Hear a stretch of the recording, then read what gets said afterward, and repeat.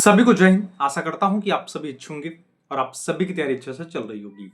बहुत से अधिक संख्या में अभ्यर्थी लगातार कमेंट के माध्यम से यह पूछ रहे थे कि यूपीएसएसएफ क्या है, यूपीएसएसएफ की ड्यूटियां कहां पे लगती हैं, क्या इस फोर्स में पढ़ने का टाइम मिलेगा। इसके अलावा यूपीएसएसएफ की जो भी सुख सुविधाएं हैं आप उसके बारे में जानकारी प्राप्त करना चाहते हैं। जबकि यूपीएसएसएफ के बारे में इससे पूर्व हमने एक वीडियो बनाया था।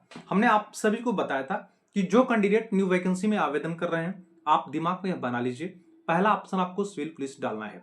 सिविल पुलिस आप इसलिए डालेंगे, अगर आपका नाम सिविल पुलिस में आ गया तो मैं आपकी जानकारी के लिए बता दूं, अगर आप यूपीएसएसएफ में भी आना चाहेंगे तो आपको ऑन डेपुटेशन यूपीएसएसएफ में आने का मौका मिलेगा। यूपीएसएसएफ के अलावा आप किसी भी इकाई में जाना चाहेंगे तो आपको उसमें जाने का मौका मिलेगा। लेकिन नो डाउट इसमें जो फील्ड की जॉब है वो टफ है। अगर आप फील्ड की जॉब नहीं करना चाहते हैं, अर्थात आप थाने की जॉब नहीं करना चाहते हैं, तो आपको अन्य इकाई में जाने का मौका मिलेगा। आप एसटीएफ में जा सकते हैं, आप एटीएस में जा सकते हैं, आप एलआईयू में जा सकते हैं, आप सुरक्षा शाखा में जा सकते हैं। इसके अलावा अन्य इकाइयां हैं जहां पे आप जाके अपनी सेवा दे सकते हैं। इसके अलावा आप चाहे वो आपका थाना हो, चाहे वो आपका संबंधित जनपद हो, वहां पे भी कार्यालय रहता है। आप कार्यालय में रह के अपनी ड्यूटी कर सकते हैं। इसलिए मैं आप सभी अभ्यर्थियों को बता दे रहा हूं, पहला ऑप्शन आप सिविल पुलिस डालिएगा। जो कैंडिडेट न्यू वैकेंसी में आवेदन कर रहे हैं और जो ऑलरेडी पुलिस डिपार्टमेंट में अपनी सेवा दे रहे हैं और यूपीएसएसएफ को लेकर जो उनका डाउट है वो भी डाउट इस वीडियो में क्लियर करने वाला हूं। देखिए, यूपीएसएसएफ की अभी वर्तमान समय में 6 बटालियन सक्रिय है। पहला आपका फर्स्ट वानी जो लखनऊ में है, सेकंड आपका गोरखपुर में है, थर्ड आपका प्रयागराज में है, फोर्थ आपका मथुरा है, फिफ्थ आपका सहारनपुर है और सिक्स आपका अयोध्या में है। अभी प्रेजेंट में आप सभी को पता होना चाहिए कुछ जनपदीय न्यायालय ड्यूटी प्रचलित है, लेकिन निकट भविष्य में प्रदेश की जितने भी जनपद हैं सभी जनपद में यूपीएसएसएफ ड्यूटी करने वाली है। अर्थात प्रदेश के जितने जनपदीय न्यायालय हैं उसकी सुरक्षा यूपीएसएसएफ द्वारा की जाएगी। और इसके अलावा आपका आगरा मेट्रो, कानपुर मेट्रो और नोएडा मेट्रो की सुरक्षा यूपीएसएसएफ द्वारा की जा रही है। इसके अलावा प्रदेश में जितने भी आपके डोमेस्टिक एयरपोर्ट हैं उसकी भी सुरक्षा आपके यूपीएसएसएफ द्वारा की जा रही है। इसके अलावा आपके लोक भवन सुरक्षा यूपीएसएसएफ द्वारा की जा रही है। अब ऐसे में प्रश्न यह बनता है, ऐसे में आपका प्रश्न यह बना था कि यूपीएसएसएफ में जो हमारी पोस्टिंग होगी वह क्या हमारे गृह जनपद में हो जाएगी। तो मैं आपकी जानकारी के लिए बता दूं, गृह जनपद में आपकी पोस्टिंग नहीं होने वाली है। अभी तक हमने आप सभी को बताया कि यूपीएसएसएफ में जो भी जवान कर्तव्यरत हैं वो या तो ऑन अटैचमेंट है या ऑन डेपुटेशन है। और जो वर्तमान में यूपीएसएसएफ में नियुक्त हैं, जैसे आपका मिनिस्ट्रियल डिपार्टमेंट या ड्राइवर या आपके आर्मोरर या बिगुलर, ये सभी नियुक्ति पे हैं। अगर आप इनकी पोस्टिंग देखेंगे ना तो भैया इनका गृह जनपद में पोस्टिंग नहीं है, यहां तक बॉर्डर जनपद भी देखा जा रहा है। अर्थात आपकी पोस्टिंग जो परमानेंट वैकेंसी वाले आ रहे हैं भैया आपकी पोस्टिंग गृह जनपद में नहीं होगी। अर्थात जहां जहां बटालियन बने हुए हैं अगर आप उस जनपद से होंगे तो बहुत कम संभावना बन रही कि आपकी पोस्टिंग उस जनपद में हो। ठीक है, अब ऐसे में प्रश्न यह बनता है कि हमारे जनपद में अगर बटालियन नहीं है तो क्या हमारे जनपद में ड्यूटी लगाई जा सकती है। तो मैं आपकी जानकारी के लिए बता दूं, आपकी पोस्टिंग जिस बटालियन में होगी अगर उस बटालियन के अंतर्गत आपके जनपद की सुरक्षा आ रही होगी तो नो डाउट आपके जनपद में आपकी ड्यूटी लगाई जाएगी। यह दिमाग में बना लीजिए। और जो कर्मी ऑन डेपुटेशन पे हैं, अर्थात जो प्रतिनियुक्ति पे हैं या सबद्धता पे हैं, वो अपने गृह जनपद में अपनी सेवा दे रहे हैं, उनके लिए दिक्कत नहीं है। निकट भविष्य में क्या है कि देखिए होगा क्या कि जैसे जैसे नई वैकेंसी क्लियर होंगी वैसे वैसे जो पुराने कर्मी जो ऑन डेपुटेशन या प्रतिनियुक्ति पे हैं उन्हें हटाया जाएगा। नए वैकेंसी के कैंडिडेट आते रहेंगे और पुराने कर्मी जाते रहेंगे। मेरा बताने का मतलब सिर्फ इतना है कि जो कैंडिडेट नए तरीके से आवेदन करके आएंगे, जिनका अभी सिलेक्शन होगा न्यू वैकेंसी में, वो उनकी पोस्टिंग अगर आपके जनपद में बटालियन है तो उस बटालियन में नहीं होगी, अन्य बटालियन में आपकी पोस्टिंग होगी।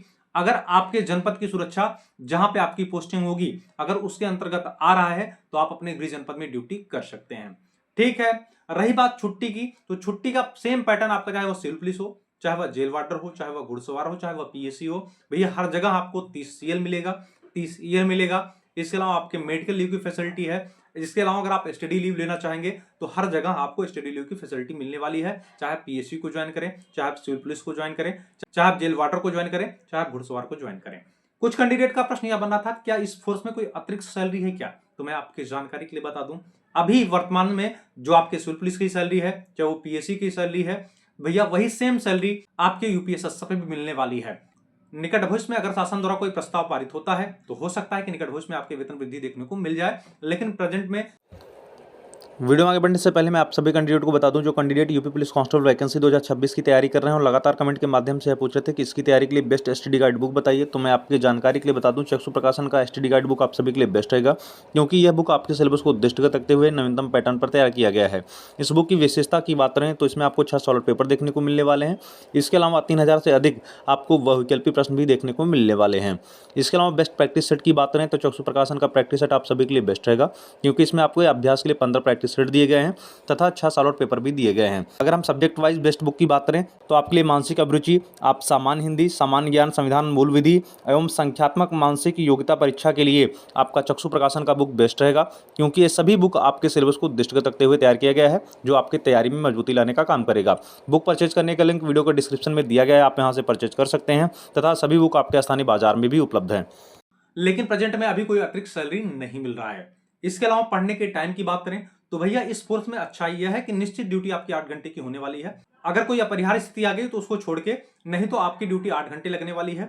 बाकी उसके बाद आप फ्री रहेंगे, आप चाहे तो अच्छे से पढ़ाई कर सकते हैं। कुछ कैंडिडेट कमेंट के माध्यम से पूछ रहे थे क्या फैमिली हम साथ में रख सकते हैं क्या? तो नो डाउट आप फैमिली साथ में रख सकते हैं, लेकिन आप मान लीजिए बटालियन में आपको आवास मिल गया और आपकी ड्यूटी किसी अन्य जनपद में लग गई, तो आपके फैमिली मेंबर उस आवास में रहेंगे, आपको एचआरए नहीं दिया जाएगा, आप बाहर ड्यूटी करते रहेंगे, तो फिर आप दोबारा बटालियन में आ जाएंगे। देखिए एक विशेष बात मैं आप सभी को बता दूं, अभी यूपी सब में मूवमेंट तो नहीं है, लेकिन निकट भविष्य में आपको मूवमेंट देखने को मिलेगा। उससे पीछे रीजन कारण यह है, अगर कंपनियों का मैनेजमेंट सही रखना पड़ेगा तो जाहिर सी बात है मूवमेंट होगा। इसलिए मैं पुनः बता दे रहा हूं, अगर आपके दिमाग में यह चल रहा है कि मूवमेंट नहीं होगा, तो निकट भविष्य में प्रबल संभावना है कि इस फोर्स में भी मूवमेंट होगा। यह आप अपने दिमाग में बना लीजिए। सेम पीएससी के पैटर्न पे ही आपका मूवमेंट होगा, लेकिन जो इस फोर्स का मूवमेंट होगा वह निश्चित रहेगा। यहाँ इस रोटेशन के बाद इस जगह आपकी ड्यूटी लगेगी, इस रोटेशन के बाद इस जगह ड्यूटी लगने वाली है। इसके अलावा इस फोर्स में आपको कैंटीन की भी सुविधा देखने को मिलेगी।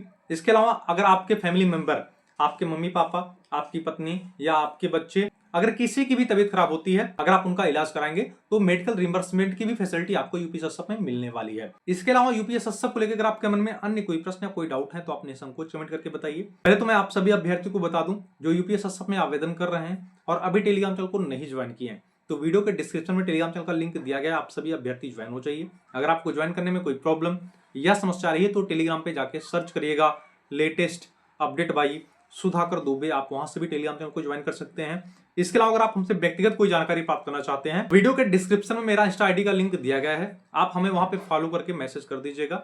अगर आपका कोई भी डाउट रहेगा तो मैं आपको जरिए मैसेज जवाब देके आपके सारे डाउट को क्लियर करूंगा, ठीक है। इसके अलावा जो कैंडिडेट चैनल पे नए हैं, चैनल को सब्सक्राइब करिएगा, वीडियो को अधिक से अधिक शेयर करिएगा, जिससे सारे कैंडिडेट एक प्लेटफॉर्म पे जुड़े रहें। तब तक के लिए जय।